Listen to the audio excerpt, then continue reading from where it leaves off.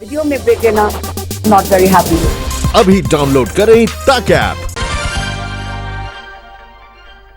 नमस्कार, मैं हूं नवजोत रंधावा। आप देख रहे हैं आज तक। सुबह में आपका स्वागत है। दिल्ली में आतंकी हमले का अलर्ट जारी कर दिया गया है। खुफिया ब्यूरो के मुताबिक आतंकी दिल्ली को निशाना बना सकते हैं। 4 से 5 आतंकियों के दिल्ली में आने की खबर मिली है। कश्मीर में आतंकियों का सफाया हो रहा है। रविवार को 4 आतंकियों का सफाया हुआ है। 14 दिनों में 25 आतंकी ढेर कर दिए गए हैं। सुरक्षा बल खोज कर आतंकियों का सफाया कर रहे हैं। इस बीच खबर मिली है कि आतंकियों की एक टोली अपने नाकाब इरादों के साथ राजधानी दिल्ली की तरफ बढ़ रही है। आतंकी दिल्ली में बड़े हमले को अंजाम देने की फिराक में है। खुफिया रिपोर्ट के मुताबिक जम्मू कश्मीर में 4 से 5 आतंकी ट्रक में सवार होकर दिल्ली के लिए निकले हैं। खबर है कि आतंकी बस, कार, टैक्सी से भी राजधानी में घुस सकते हैं और बड़े आतंकी हमले को अंजाम दे सकते हैं। खुफिया एजेंसियों ने दिल्ली में बड़े आतंकी हमले का अलर्ट जारी किया गया है। दरअसल खुफिया एजेंसियों ने अलर्ट में बताया है कि जम्मू कश्मीर में मौजूद कुछ आतंकी तकरीबन 4 से 5 की संख्या में जो हैं वो ट्रक के रास्ते जम्मू कश्मीर से दिल्ली आने की फिराक में और यहाँ बड़ी आतंकी वारदात को अंजाम देना चाहते हैं, जिसके बाद दिल्ली में हाई अलर्ट कर दिया गया। इस वक्त मैं कनॉट प्लेस इलाके में मौजूद हूं। आप देख पा रहे हैं यहाँ पर दिल्ली पुलिस की मौजूदगी है और तमाम जो गाड़ियां हैं, संदिग्ध लोग हैं, उनकी बाकायदा यहाँ पर चेकिंग की गई है। जिस तरह से अलर्ट में बताया गया है कि जो 4-5 आतंकी हैं, चूंकि जम्मू कश्मीर से ट्रक के रास्ते फल फ्रूट वो दिल्ली के आजादपुर मंडी आता है, तो लिहाजा उसमें छिपकर आ सकते हैं। इस इनपुट के बाद दिल्ली को हाई अलर्ट पर रखा गया है। इस जानकारी के बाद तमाम guest house, hotels, Kashmir number के वाहनों की सघन तलाशी शुरू कर दी गई है। दिल्ली के सभी बस अड्डे, रेलवे स्टेशनों पर भी अलर्ट जारी कर दिया गया है। बड़ी आतंकी साजिश को अंजाम देने के इरादे से दिल्ली में घुसने की सूचना के बाद दिल्ली के सभी डीसीपी, स्पेशल सेल और क्राइम ब्रांच के साथ स्पेशल ब्रांच को भी अलर्ट पर रखा गया है। अनुज मिश्रा के साथ अरविंद ओझा, दिल्ली आज तक।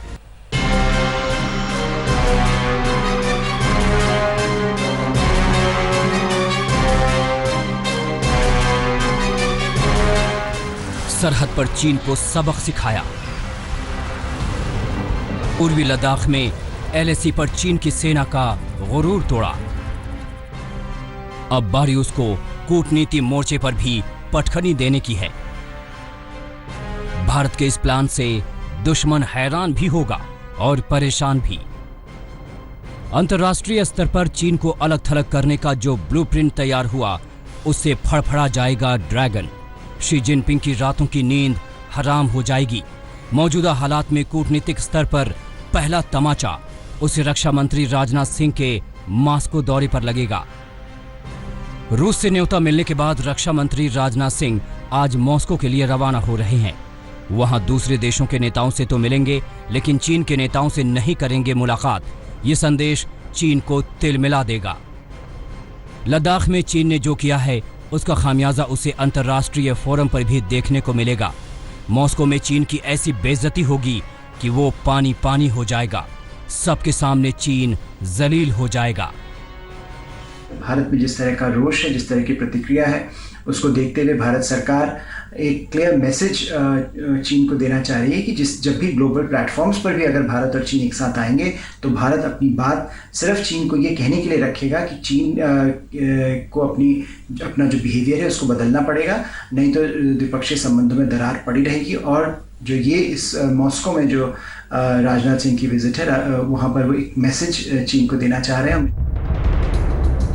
नाजी जर्मनी पर विजय हासिल करने की 75वीं वर्षगांठ पर आयोजित कार्यक्रम में हिस्सा लेने राजनाथ सिंह मॉस्को जा रहे हैं। राजनाथ सिंह के साथ रक्षा सचिव अजय कुमार और हर सशस्त्र बल के एक शीर्ष अधिकारी होंगे।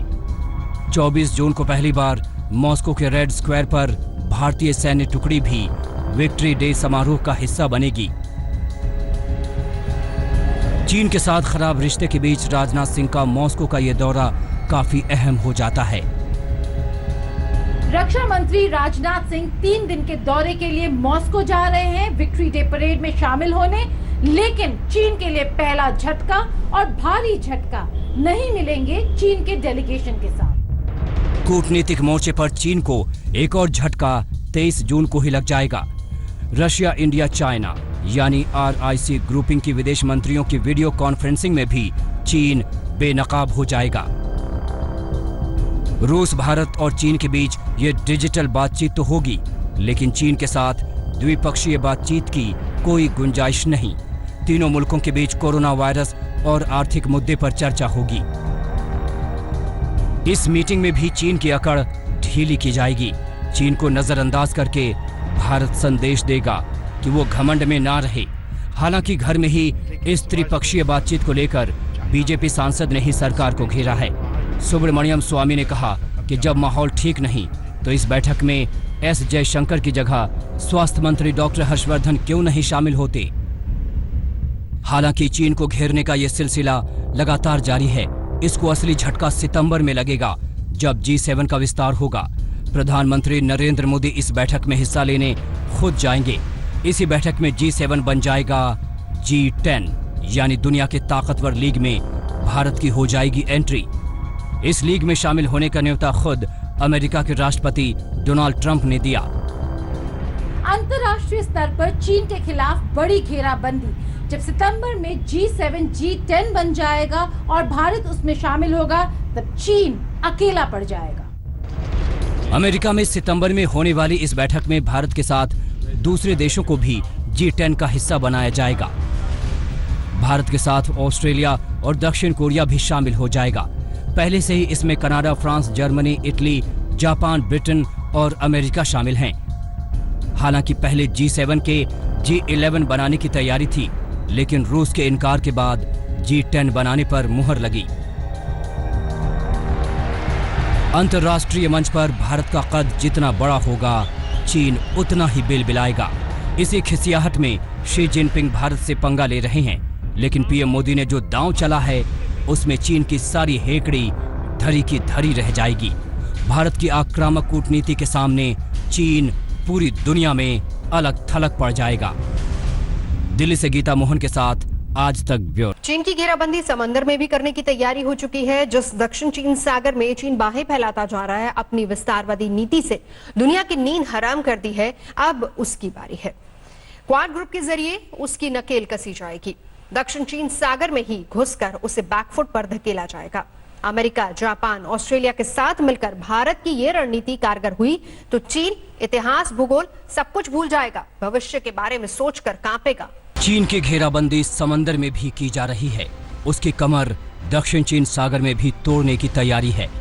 भारत, ऑस्ट्रेलिया, अमेरिका और जापान की चौकड़ी के प्लान में फंस जाएगा चीन। रणनीतिक तौर पर दक्षिण चीन सागर भारत के लिए काफी अहम है। भारत के लिए ये पारंपरिक रूट रहा है। Bharat, America, Japan, Australia quad group का हिस्सा है। अगर भारत के खिलाफ चीन जंग छेड़ता है तो क्वाड ग्रुप के देश मदद के लिए आगे आ सकते हैं। आखिर क्या है क्वाड ग्रुप, आपको बताएंगे। लेकिन लद्दाख में LAC पर चीन की बर्बरियत पर अमेरिका और ऑस्ट्रेलिया ने कड़ी आपत्ति दर्ज की। ऑस्ट्रेलिया ने जहां भारत के संयम की सराहना की, वहीं अमेरिका के विदेश मंत्री माइक पोम्पियो ने कहा कि चीन दुनिया को अस्थिर करने की कोशिश कर रहा है। PLA has escalated border tensions. We see them today in India, the world's most populous democracy.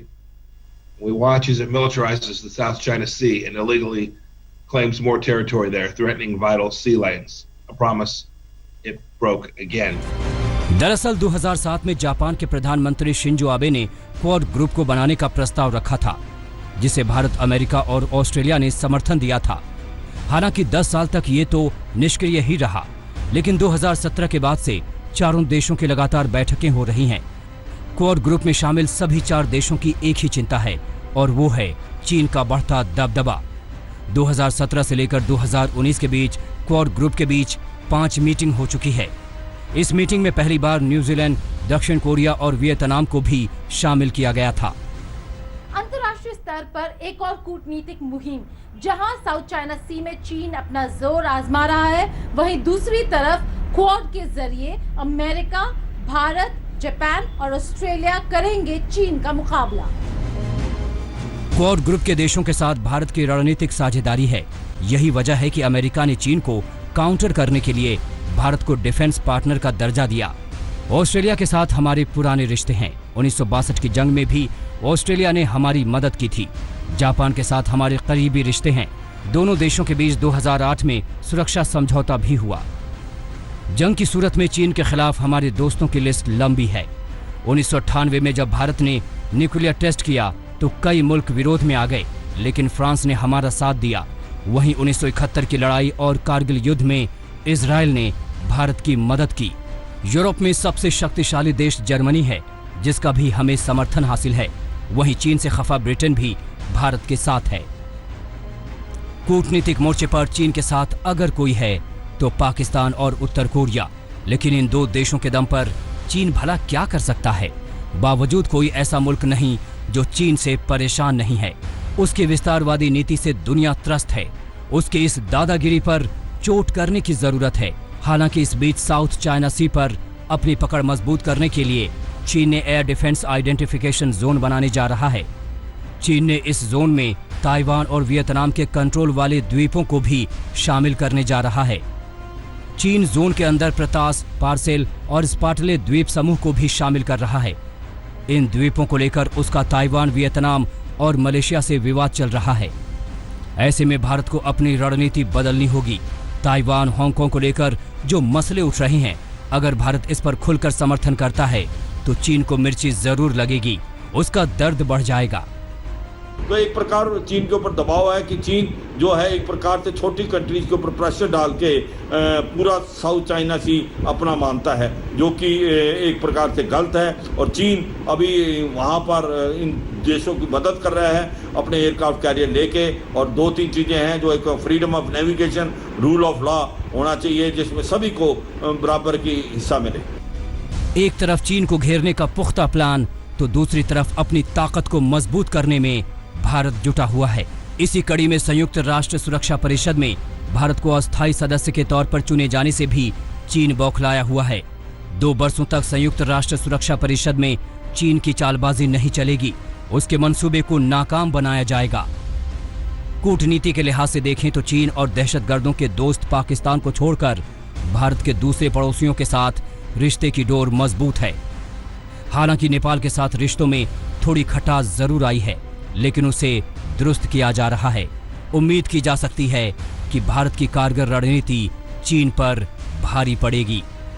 Lucknow में लग्जरी गाड़ियों को चुराने वाले हाई प्रोफाइल गैंग का पर्दाफाश हुआ है। पुलिस ने गिरोह के पास से 50 लग्जरी गाड़ियां बरामद की हैं, जिनकी कीमत 5 करोड़ रुपए बताई जा रही है। ये गिरोह लग्जरी गाड़ियों को चोरी करके उनकी नंबर प्लेट और चेसी नंबर बदलकर उन्हें बेचा करता था। ये गिरोह करोड़ों रुपए कमाकर बैंकॉक भागने की तैयारी में था, लेकिन इससे पहले ही इनके इरादे कामयाब हो पाते, पुलिस ने इन्हें दबोच लिया। लग्जरी गाड़ियां चोरी करके उनके नंबर प्लेट्स और चेसी नंबर बदलकर बेचा करता था, लेकिन पुलिस ने इस गिरोह का पर्दाफाश किया है। नमस्कार, मैं हूं अंजना ओम कश्यप। हमें उम्मीद है ये वीडियो आपको पसंद आया होगा। लेटेस्ट खबरों के लिए यूं ही देखते रहिए आज तक, और इस वीडियो के पसंद आने पर लाइक, शेयर एंड सब्सक्राइब करना ना भूलें।